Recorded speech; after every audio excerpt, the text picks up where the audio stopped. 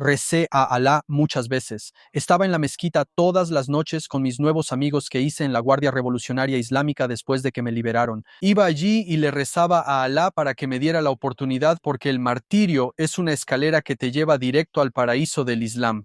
Estaba miserable. Quería suicidarme. Sentía esta culpa y vergüenza con la que lidiaba constantemente porque nunca estaba a la altura, nunca podía alcanzar el estándar que se me pedía como musulmán. Mi mayor miedo era que si moría sin alcanzar el martirio, iba a estar ardiendo, separado de Dios en el infierno. El invitado de hoy ha vivido una vida que casi parece imposible. Nació y creció en Irán, creció creyendo que el martirio era el mayor honor y eventualmente sirvió dentro del cuerpo de la Guardia Revolucionaria Islámica, el CGRI, la misma organización que está en el corazón de la República Islámica. Él alguna vez creyó que Israel era el enemigo. Hoy, después de escapar de Irán, dedica su vida a exponer al régimen. Alguna vez sirvió. Mohammad Faridi, bienvenido. Gracias por invitarme, Mohammad Faridi. ¿Alguna vez quisiste morir luchando contra Israel y los infieles? Hoy eres uno de los partidarios de Israel. ¿Cómo es que alguien pasa por una transformación tan drástica? Pregunta rápida. El Mesías judío tocó mi vida cuando estaba atrapado en la ideología de muerte del Islam. Todo cambió, se me abrieron los ojos. Ahora, después de 20 años, miro atrás y digo, gracias a Dios por Jesús, gracias a Dios por Israel. Ahora, Cuando miras atrás a la persona que eras de joven, ¿siquiera reconoces a esa persona? ¿Reconoces tu vida anterior? de alguna manera tengo que recordar a esa persona para saber de dónde vengo, pero ya no quiero volver ahí. Soy un hombre nuevo en Cristo. Todas las cosas viejas pasaron y he aquí todas son hechas nuevas. Y de verdad, tuve una transformación que fue tan oportuna y tan necesaria, porque si no, habría destruido mi vida creyendo las mentiras y los engaños que se dijeron sobre mi vida durante tantos años. Quizás podamos regresar a tu infancia. ¿Cómo fue vivir en Irán cuando eras niño? Cuéntanos esa etapa paso a paso. Por supuesto, nací 5 años después de la Revolución Islámica de Irán, bajo la República Islámica de Irán. Todo lo que conocíamos en ese momento giraba en torno a la guerra, el martirio y el sacrificio. Cuando nací, Irán llevaba 4 años en guerra con Irak y llamaron a nuestra generación la generación de la guerra porque de alguna manera nacimos en medio del caos, el derramamiento de sangre, los cohetes y todo eso. Cuando era un niño pequeño, cuando era muy pequeño, recuerdo que mi tío se unió voluntariamente a esta guerra. Él tenía 4 hijos pequeños y luego se fue y murió por el Islam. Nuestra familia se convirtió en una familia de mártires. Fuimos celebrados, fuimos honrados, fuimos glorificados. Tenemos calles con nuestro apellido en 2 ciudades. El mural de mi tío está pintado en la mezquita más grande donde vivían mis abuelos en el norte de Irán. Y éramos como el ejemplo perfecto del Islam y de lo que el Islam podía producir. Y yo fui totalmente criado y empapado en el odio hacia los no musulmanes, especialmente los judíos y los cristianos. Recuerdo que cuando íbamos a la escuela, desde que tengo memoria, primer grado, segundo grado, no importa, primaria, secundaria, no importaba.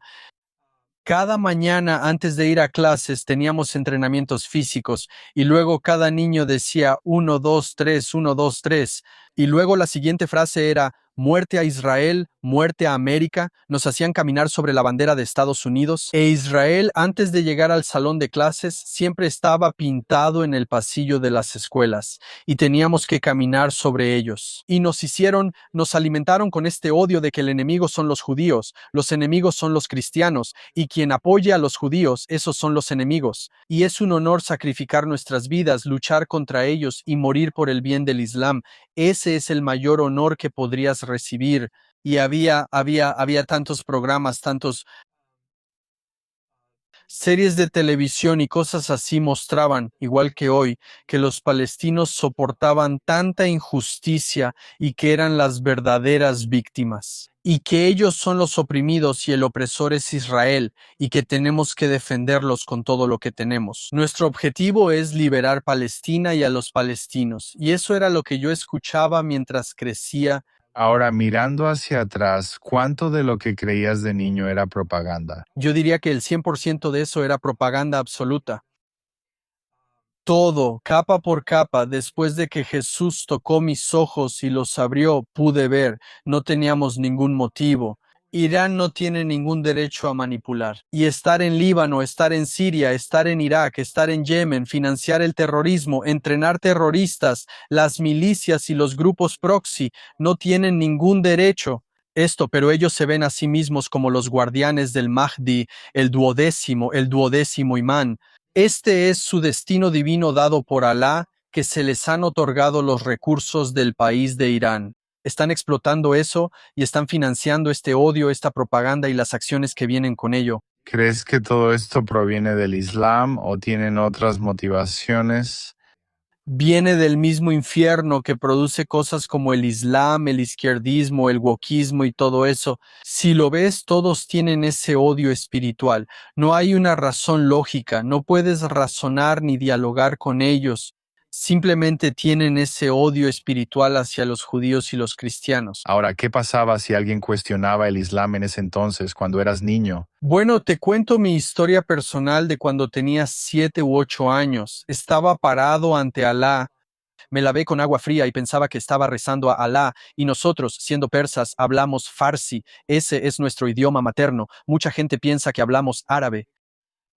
Pero entonces estaba parado ante Alá tratando de hablarle en árabe.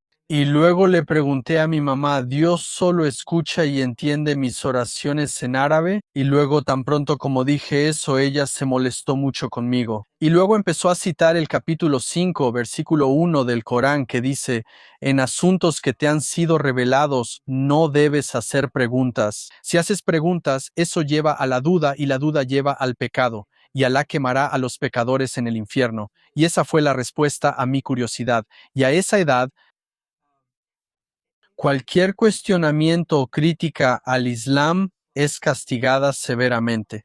Por eso existen las leyes de blasfemia y cualquier tipo de, incluso siendo musulmán, si vas a una mezquita y haces preguntas que puedan agitar las aguas, va a causar un tremendo problemas. Entonces, ¿crees que el miedo era y sigue siendo el arma más poderosa del régimen? Lo es, lo es. Es el miedo y todo está motivado por el miedo y la muerte porque constantemente tienes que temerle a la tumba, tienes que temerle al infierno, tienes que temerle a este régimen que es la representación de Alá en la tierra. Ahora, Cuando te uniste a la Guardia Revolucionaria Islámica, ¿creías que Alá te había elegido personalmente, que estabas cumpliendo su voluntad al hacer esto? bueno, no es exactamente como elegir. Sin embargo, cuando terminas la preparatoria, estás sano, eres hombre, tienes que servir 2 años. Pero cuando estuve en esa fila, te ponen en diferentes filas y luego te asignan la rama o el lugar donde vas a servir durante los próximos 2 años. Y cuando hicieron eso, cuando señalaron nuestra fila y dijeron, este es el CGRI, pensé que este es el destino de Alá para mí, voy a seguir los pasos de mi tío y de mis primos, el sacrificio y el martirio. ¿Cómo era en el CGRI? ¿Qué hacías en el día a día? ¿Y cuáles son tus recuerdos de esa época? Bueno, mi entrenamiento básico fue en el centro de Irán, muy cerca del desierto, en la ciudad central de Yazd. Esa base ya no existe, he escuchado que fue destruida, pero ahí fue donde hice mi entrenamiento básico. Nos entrenaron para ser soldados como en cualquier otro ejército, pero había tantas actividades espirituales en las que teníamos que participar. No era solo entrenamiento físico, como usar botas y, no sé, hacer ejercicios físicos y aprender a ser obediente. Eso era parte, por supuesto. Pero también teníamos entrenamiento espiritual, como que querían mantener la cultura de la yihad, la cultura del martirio, la cultura del sacrificio, justo frente a ti, viva y presente en tu corazón y mente a toda costa y en todo momento. Teníamos muchas canciones sobre el martirio, los himnos, las cosas con las que marchábamos. Eran ese tipo de elogios fúnebres. Ellos, como parte del entrenamiento, nos llevaron al suroeste, al lado occidental de Irán. Era una especie de viaje misionero que ellos llamaban En el camino hacia la luz. Fuimos allí y luego cuando llegamos antes de bajarnos de los autobuses, nos dijeron que esta es tierra sagrada regada con la sangre de los mártires. Y tuvimos que quitarnos las botas y luego alguien venía y dirigía elogios sobre el martirio y los sacrificios que implica morir para ser honrado, morir por Alá. Y por la noche nos llevaron a un cementerio vacío de los cuerpos de estos mártires que ellos habían profanado, y luego nos pusieron en esas tumbas vacías por la noche para enfrentar el miedo a la muerte. Eso era parte del entrenamiento. Y había tantas rutinas y tantas cosas como esa en las que teníamos que participar en la oración, teníamos que participar en tantas actividades que eran muy, muy espirituales.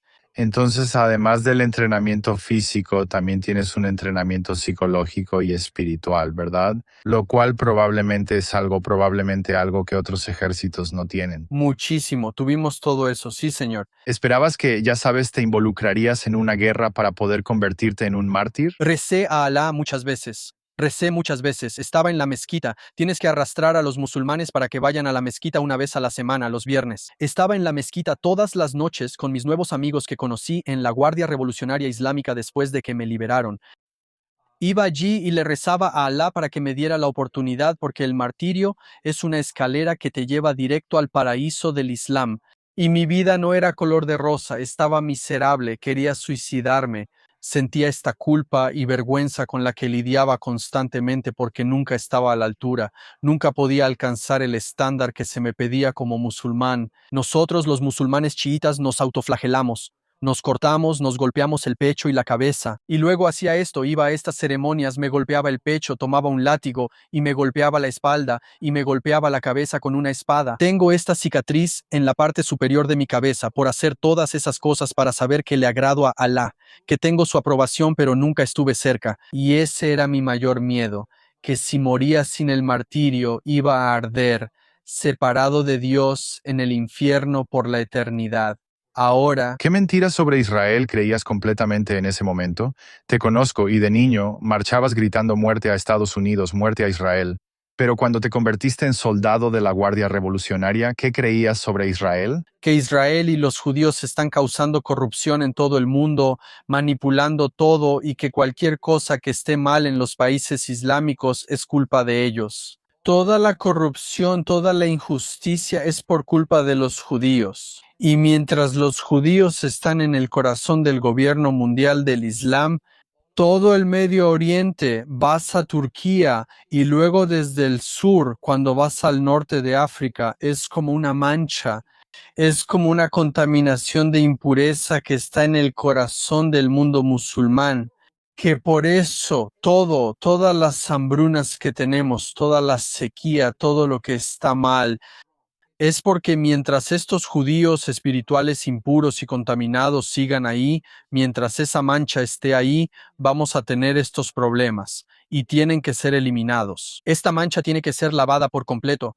Esos son solo algunos ejemplos. Podría hablar horas sobre las mentiras que nos dijeron. Ahora, Obviamente hay judíos viviendo en Irán y ya sabes, hace décadas había muchos más. El régimen diría, no tenemos problema con los judíos, solo tenemos un problema con Israel. Entonces, ¿estás diciendo que esto es una mentira que ellos están diciendo? bueno, creo que hay como 3 o 5 judíos que viven en Irán, un país de 90 millones de personas. ¿Qué tal si todos viajamos y vemos qué pasa si, como judíos y cristianos, nos vamos a vivir en la hermosa y de mente abierta República Islámica de Irán y vemos qué pasa? ¿Así son las cosas en realidad? Porque no lo sé. Cuando iba a la secundaria había una suposición. No es que eso fuera verdad, que en una calle vivía un judío. Tenía que agregar 2 millas a mi camino para no pasar por ese callejón, porque donde camina el judío, si yo, como musulmán, camino ahí, te vuelves impuro, te contaminas. Y eso era solo por una suposición. Tenía tanto miedo que tenía que agregar otras 2 millas, otros 30 minutos a mi camino, solo para evitar esta impureza espiritual que podría haber vivido un judío ahí o que eran dueños de esa casa o lo que sea. No existe eso de que los judíos vivan en Irán como personas normales. El capítulo 9, versículo 29 del Corán dice eso. Si quieres seguir siendo judío o cristiano en una sociedad gobernada por la Sharia musulmana, tienes que pagar la jizya, el impuesto de protección, y tienes que estar sometido y sentirte humillado. Así que tienes que arrastrarte de rodillas y venir a pagar esta jizya a este clérigo musulmán porque tienen misericordia de ti al no matarte. Eso es el capítulo 9 del Corán, versículo 29, cualquiera puede buscarlo. Y ese es el estatus de los musulmanes y cristianos bajo el Islam en el mejor de los casos. Ahora, Si todavía estuvieras sirviendo dentro de la Guardia Revolucionaria Islámica hoy, ¿qué crees que te asustaría más? ¿Ha cambiado la Guardia Revolucionaria Islámica desde que serviste en ese entonces? no mucho, no ha cambiado tanto. La Guardia Revolucionaria Islámica tiene su fuerza prox y es la mano que exporta el Islam fuera del Islam.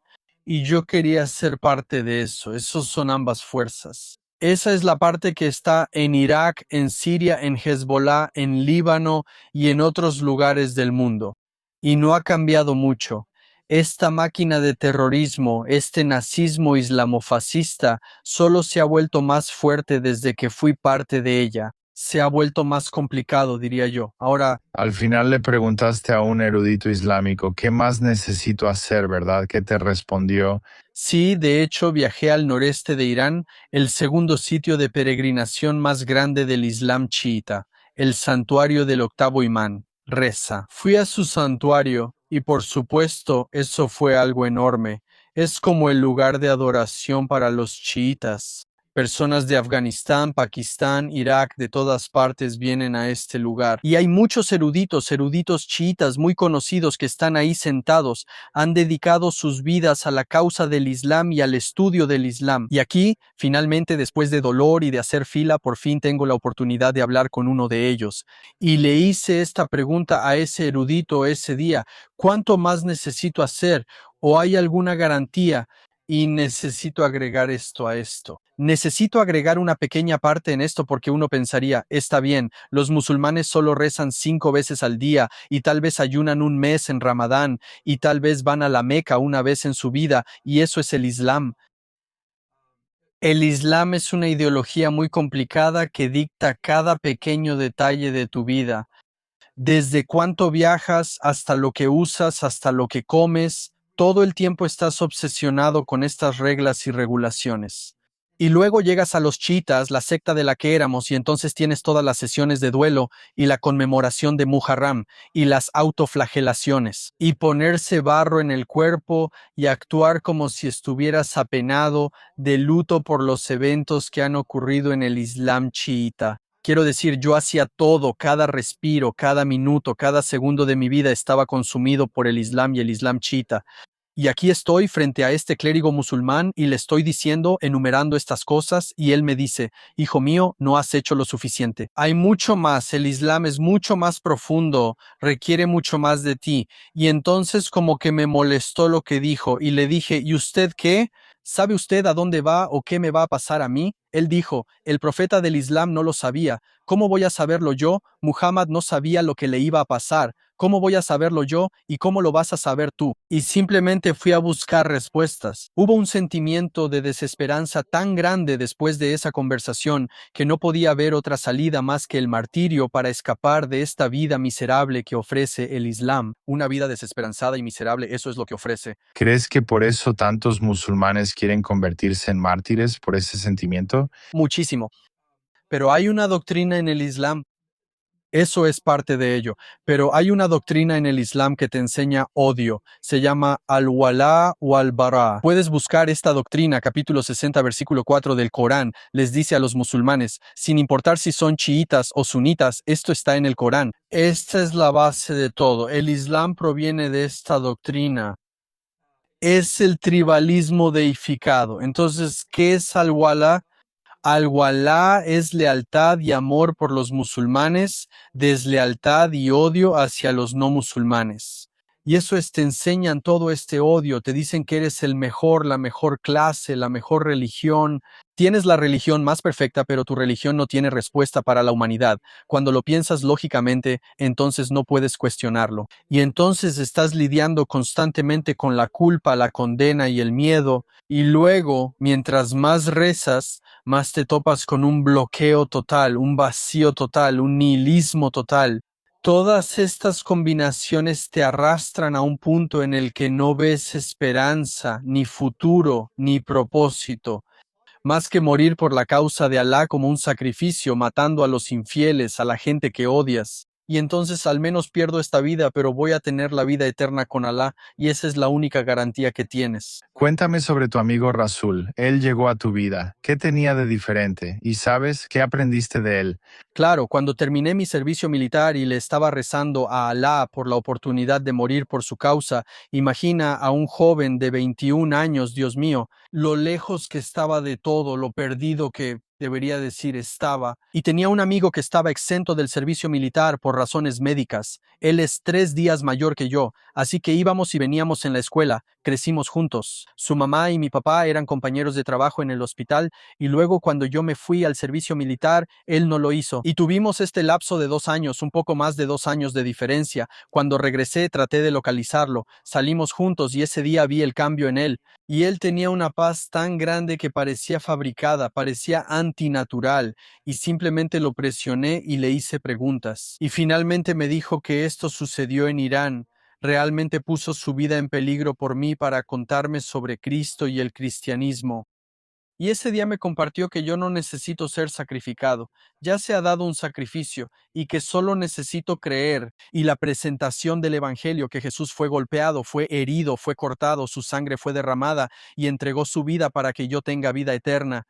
Eso es lo mejor que he escuchado en mi vida. Todo lo que intentaba hacer como musulmán, todo lo que intentaba hacer y me estaba cortando, derramando mi propia sangre, golpeándome, cuando intentaba entregar mi vida como sacrificio para tener vida eterna, lo cual no me estaba ayudando. Solo causaba depresión, ansiedad y pensamientos suicidas. Él dijo que esa deuda que yo intentaba saldar ya estaba saldada con Dios. Solo necesitaba aceptar eso, y eso es lo mejor que he escuchado en mi vida. Eso es lo mejor que he escuchado en mi vida. Ahora, ¿A qué edad te convertiste al cristianismo y cómo reaccionó tu familia ante esa decisión? bueno, han pasado 20 años. Yo tenía casi 22 años y cuando acepté a Cristo y sabes, después de esa transformación que tuve, algo pasó dentro de mí que quise mantener en secreto, si así lo quieres llamar, y yo sabía el costo, yo sabía lo que iba a implicar, sabía que si simplemente salía y anunciaba este cambio,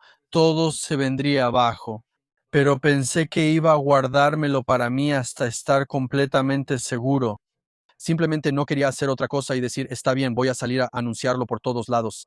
Pero cuando eres musulmán, porque es una religión tan hipócrita que siempre te la están imponiendo, porque si ves a los musulmanes, tienen todas las mezquitas del mundo, tienen todas las casas del mundo, pero tienen que rezar en las calles. Tienen que tirar sus tapetes y bloquear los pasillos, pistas, andadores, estacionamientos para rezar porque es una muestra de hipocresía. Es religión para los demás, no para ti mismo. Y aquí, cuando no practicas el Islam, ya lo estás anunciando. Todos en nuestra casa se daban cuenta. No voy a la mezquita todas las noches, no veo los sermones, no convivo con las mismas personas. Así que la sospecha estaba creciendo en nuestra casa, y yo tratando de mantenerlo en secreto, y luego una noche, por así decirlo, infraganti, mi papá entró a mi cuarto y me sorprendió mientras estaba orando a Jesús y tratando de mantenerlo en secreto, pero luego discutí con él y era muy violento, muy físicamente violento y abusivo, y me echó, bueno, no debería decir que me echó. Me escapé de mi casa para salvar mi vida porque él vino tras de mí y empezó a golpearme. Entonces temías que te mataran. Sé que en el Islam la apostasía se castiga con la pena de muerte, ¿verdad? La apostasía bajo la Sharia del Islam se castiga con la muerte y estás haciendo algo bueno. Estás prestando un servicio porque ahora estás eliminando a un traidor. Serás recompensado por ello. Simplemente no es legal, pero se recompensa. ¿Cómo lograste escapar finalmente de Irán? Bueno, viví en Irán, en la iglesia clandestina de Irán, que es la iglesia evangélica de más rápido crecimiento en el mundo durante los siguientes 3 años. Yo era muy activo y simplemente estaba viviendo mi vida. Pero en 2008 a muchos de los creyentes de la red de iglesias de la que yo formaba parte los capturaron. Fueron arrestados, secuestrados, metidos en prisión, y era que cuando una persona quedaba expuesta, toda la red quedaba comprometida. Este régimen malvado obliga a cualquiera a hablar por medio de la tortura, la violación y las cosas que le hacen a la gente. Y yo sabía que si me quedaba, me esperaba la prisión y Dios sabe qué cosas peores. Así que en ese momento escapé y me fui a Turquía. Y luego finalmente, por la gracia y la misericordia de Dios, terminé en Estados Unidos. Israel está luchando contra personas que piensan como tú pensabas antes. ¿Crees que Israel realmente entiende a su enemigo, que realmente entiende a este régimen? Creo que Israel sí lo entiende. La gente de Occidente no lo entiende.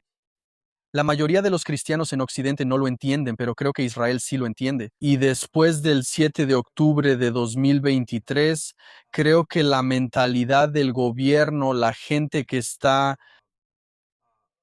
dentro de Israel, y ellos son los que están a cargo de Israel como gobierno, como las personas que gobiernan. Creo que ahora lo entendieron. Y veo que fueron tras Hamás y Hezbolá y los hutíes y Bashar al-Assad, que estaba bajo el control del régimen islámico Hasht al-Arabi de Irak. Solo veo que las fichas de dominó están cayendo porque esos eran todos y cada uno de los grupos que mencioné. Son los grupos proxy financiados y entrenados por la Guardia Revolucionaria y el régimen islámico de Irán. Y ahora están en el punto en que están lidiando con la cabeza de eso, la cabeza de ese pulpo que tiene todos esos tentáculos que están.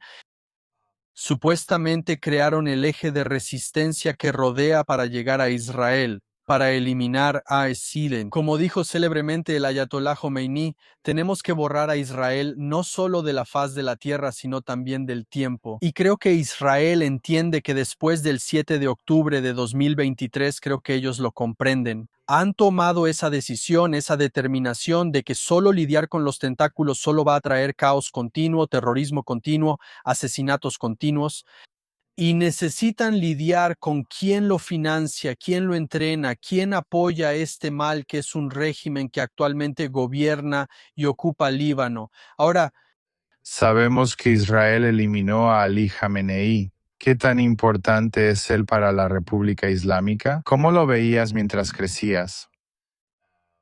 ¿Sabes qué pensabas de eso? él lo era todo. La gente lo veía como un ser divino, realmente como un ser divino. Las personas que creían que Irán había cambiado. Estos últimos 47 años de opresión, de ocupación, de colonización de nuestra nación por este régimen maligno, el pueblo iraní ha despertado. Puedo citarte muchos estudios, muchas encuestas que muestran que el pueblo iraní está más alejado que nunca. Si no puedes compararlos con otra nación en la que la gente de esa nación esté tan en contra de su régimen, tan en contra de su gobierno, tan en contra de la clase gobernante, no hay otro ejemplo. El pueblo iraní ha quedado desilusionado y asqueado por este régimen malvado que no los representa, que no representa la cultura persa. El odio que este régimen tiene hacia el pueblo iraní se manifestó en enero de este año cuando mataron a más de 50,000 iraníes y se rieron. Hay videos que salieron donde se ve que estas personas, que este régimen odia a los judíos tanto como odia al pueblo iraní, pero el ayatolá, el dictador supremo, este malvado ayatolá de Irán, era visto como divino. Y nadie creía que esta persona pudiera siquiera morir porque ahora tiene 84, 85 años. Está sano, ha dado esos discursos y salía en público. Pero cuando finalmente este dictador fue enviado al infierno, eso trajo mucha esperanza a los corazones del pueblo iraní. ¿Crees que finalmente este régimen puede ser derrocado? ¿Crees que es una posibilidad? 100% este régimen está llegando a su fin, está en las últimas. Entre Estados Unidos e Israel han matado a unos 50 de ellos. Yo diría que quedan otros 50 que ahora están escondidos en agujeros. Si los eliminan, se acabó, se deshacen de ellos y el pueblo iraní tomará el control. 100%. No son más fuertes que el fascismo de los nazis. No son más fuertes que los comunistas de la era de Stalin. Y no son más fuertes que nada. Este es solo un régimen malvado que se ha escondido detrás de una teocracia. Pero el pueblo iraní, ellos tienen la determinación y han decidido que no, que preferirán morir antes que vivir con esta gente. Mencionaste que los iraníes comunes son muy diferentes al régimen. ¿Cómo ven ellos a Israel y las relaciones con Israel? Puedes ver que en la diáspora, el único pueblo, el único grupo de personas, no puedes encontrar otro grupo de personas que cuando salen a manifestarse lleven las banderas de Israel. Todos los demás llevan la bandera de la falsa Palestina y de Hamás. Nadie, ningún grupo de personas en el mundo ama y apoya a Israel tanto como el pueblo persa. Ellos simplemente saben que han despertado, como mencioné. Ellos saben que el odio hacia los judíos es odio hacia uno mismo y odio hacia todo lo bueno. Ellos se han dado cuenta de esto. Y como resultado, cuando ves a los cientos de miles de iraníes que han estado en Europa, en la diáspora, en cualquier parte del mundo, son las únicas personas que llevan la bandera de Israel consigo a las manifestaciones para mostrar su apoyo a Israel. Y muchos iraníes dentro de Irán, especialmente los cristianos, aman al pueblo judío y aman al Estado de Israel. Dicen que uno de sus lemas más famosos es no Líbano, mi vida es por Irán, ni Gaza ni Líbano, mi vida es por Irán. Y eso muestra su apoyo, mientras que la izquierda genocida y los islamistas en todo el mundo dicen del río al mar, el pueblo iraní dice no Gaza, no Líbano, no tenemos nada que hacer ahí, nuestra vida es solo por Irán. ¿Cómo sería realmente un Irán libre? ¿Qué tan diferente sería de cómo es ahora? ¿Siquiera te gustaría volver, aunque fuera de visita? Por supuesto, me encantaría regresar. Sabemos cómo es un Irán libre. Esto no es algo abstracto que no hayamos visto. Antes de 1979 fue cuando esta alianza impía de la izquierda y el Islam tomó el control y colonizó nuestra nación. Irán parecía una nación próspera con la mejor economía, amistosa con Israel, los países vecinos y Estados Unidos. El Al volaba en 1978. Si miras el horario de vuelos, el Al tenía 18 vuelos directos de Tel Aviv a Teherán cada semana. 47 años, ni un solo vuelo. Sabemos cómo es Irán ahora. El pueblo iraní, el pueblo persa, es hospitalario. No son enemigos de sus vecinos, no son enemigos de los judíos. Tenemos una gran historia, una relación antigua con el Estado de Israel. Eso se remonta a Ciro y Darío y la tumba de Daniel, Mardoqueo, Esther, todo eso está dentro de Irán. El pueblo iraní ahora ha sido tomado como rehén durante los últimos 47 años, explotado por este régimen nazi islamofascista malvado, y no pueden liberarse, son rehenes. Sus manos están atadas, los meten en una prisión, no pueden salir. Necesitan la ayuda de alguien de afuera para que venga y los ayude. Pero cuando eso suceda, Irán, Estados Unidos e Israel tendrán a su verdadero, el único aliado real en Medio Oriente, que será Irán. ¿Esto es fundamentalmente una guerra militar o una guerra ideológica o espiritual? Y si es lo último, ¿por qué nadie en los medios piensa en eso? Bueno, es una guerra espiritual, pero los seres espirituales usan cuerpos físicos para luchar, así que no puedes simplemente decir me voy a sentar a rezar. Los musulmanes no solo están rezando, sí, están rezando y rezando entre comillas. Están maldiciendo a Israel y a Estados Unidos y a todo lo demás. Sin embargo, están usando y avanzando en tecnología con drones y todas esas cosas. Y no puedes pelear ese tipo de guerra solo con oraciones y decir, está bien, es espiritual, vamos a orar por eso y cantar canciones de adoración. Tienes que atacar a estas personas, tienes que deshacerte de ellos y tienes que usar um, mucho mayor fuerzas, porque cada vez que Occidente muestra debilidad, estas personas lo toman como una especie de victoria que Alá, el mundo espiritual, Alá les ha dado. Así que es una guerra espiritual, pero no solo una guerra espiritual. La razón por la que el régimen apunta a Israel es porque es un estado judío, ¿verdad? Esa es la razón por la que van tras Israel. Es la escatología del Islam. El Mahdi, su salvador, su figura mesiánica apocalíptica, no regresará mientras existan los judíos. Puedes buscarlo. Está en blanco y negro en el canon del Islam que mientras existan los judíos, este final no llegará. El autoproclamado profeta del Islam ordena a los musulmanes luchar contra los judíos y luego matarlos. Y los judíos se esconderán detrás de las piedras y una roca les dirán a los musulmanes, vengan, vengan, ese árbol o una piedra va a delatar al judío y decir, oye, vengan, vengan aquí musulmanes, aquí hay un judío. Y cuando el 7 de octubre esa atrocidad estaba ocurriendo, en realidad, cuando los judíos huían por sus vidas y se escondían, los musulmanes de todo el mundo pensaban en su escatología, en que su fin de los tiempos estaba por suceder. Ahora, ¿Puedes hablar un poco sobre la división entre sunitas y chiitas? Creo que mucha gente no entiende que hay una gran división entre ellos, ¿verdad? en apariencia, Hamas es un grupo sunita. El régimen islámico de Irán es chiita, pero se unen por el odio hacia los judíos y cristianos. Así que en apariencia sí, los chiitas son la familia del autoproclamado profeta del Islam y los sunitas son los compañeros. Y esta lucha interna es por quién será el sucesor, esa es la única diferencia, pero creen en el mismo Dios, siguen el mismo Corán, siguen los mismos hadices. En realidad, solo es sobre quién va a tomar el liderazgo o ser el sucesor del califa del mundo islámico. Esa es la única diferencia. Entonces los chiitas creen que debes tener una conexión de sangre con el profeta del Islam, pero los sunitas dicen que no es necesario. Pero al final del día todos creen en esa escatología del Mahdi, en que su Salvador va a regresar y todo lo demás es igual. ¿Qué opinas sobre la islamización de Europa, por ejemplo, con la migración y cosas así?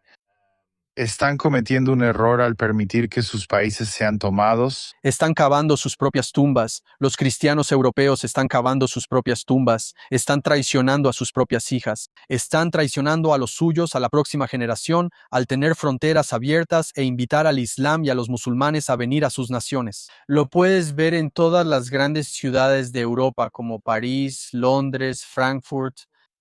Vas a Barcelona, todas esas ciudades, Madrid, todas han caído en manos de los musulmanes ahora. Y esto es, siempre lo digo así, cuando el Islam no puede avanzar con la espada, porque ahora el Islam es inherentemente débil, porque Occidente tiene la tecnología, tiene los ejércitos, tiene el control, tiene todas las aeronaves y el poderío industrial. Y Occidente cristiano es mucho más fuerte. Cuando el Islam no puede avanzar con la espada, avanza con la inmigración. Ahora, La gente está cometiendo un error al decir que esto es solo Islam radical, que el Islam común está bien.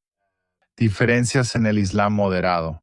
Am, ¿Crees que están cometiendo un error? esa es la mayor falsa dicotomía, la mayor mentira que se le ha impuesto al mundo occidental y en general a los intelectuales de Occidente, porque tenemos 14 siglos de Islam. En todos los lugares donde el Islam ha sido débil, pretende ser de mente abierta, pretende coexistir, pretende ser parte de la sociedad y asimilarse. Pero luego cuando crecen en número, la actitud cambia. Ahora exigen, necesitan comida halal y tiendas halal y comida en las cárceles y esto y aquello.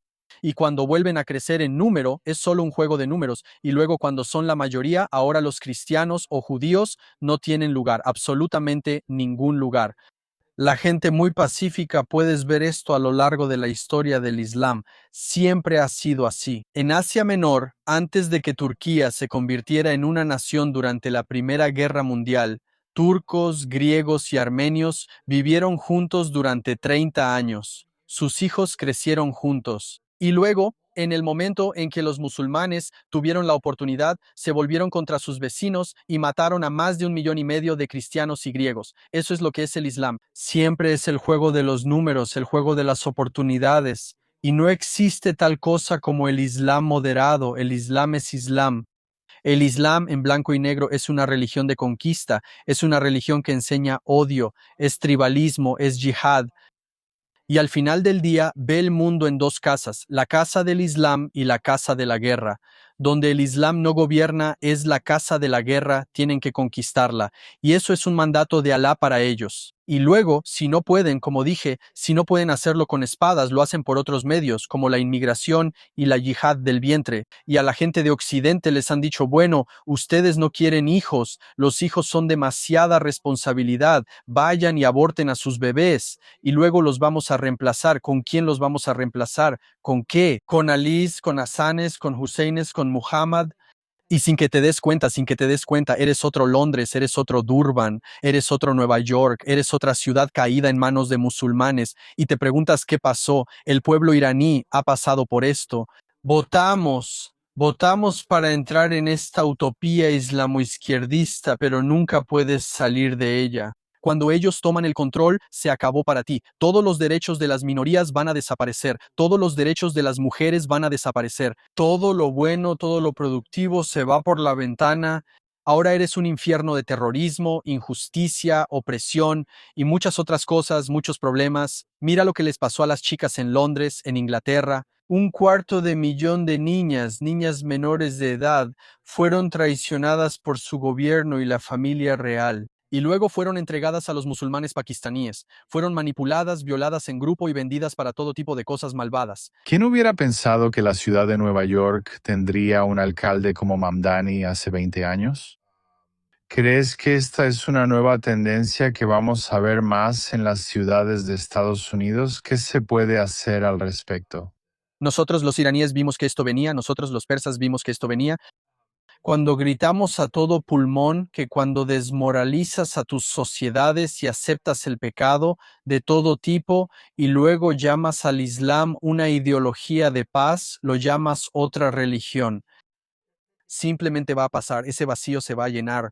Tienes una religión fuerte para llenar el corazón de la gente y mantener unida a la sociedad, o desmoralizas a las personas, haces que ya no valoren la vida, la familia nuclear, la iglesia ni las sinagogas. Simplemente los desmoralizas, se vuelven seculares. Después del secularismo viene la homosexualidad. ¿Y quién quiere vivir para la homosexualidad? Imagina que una sociedad quiere luchar esa guerra. Ninguna sociedad en su sano juicio. Mira lo que pasó en la Revolución Francesa.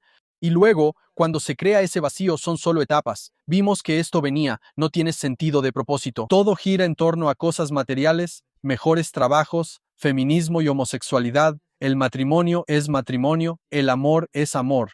Y ese vacío siempre va a ser llenado por la mano de una religión fuerte como el Islam, que trae esa hermandad, que trae esa comunidad, que trae ese propósito de que mi vida siempre vale más que solo lo materialista. Y solo esta vida. Vimos que esto venía. Ahora sé que tienes tu propio podcast donde hablas con personas que dejaron el Islam por el cristianismo y cosas así. ¿Con cuántas de estas historias te has encontrado?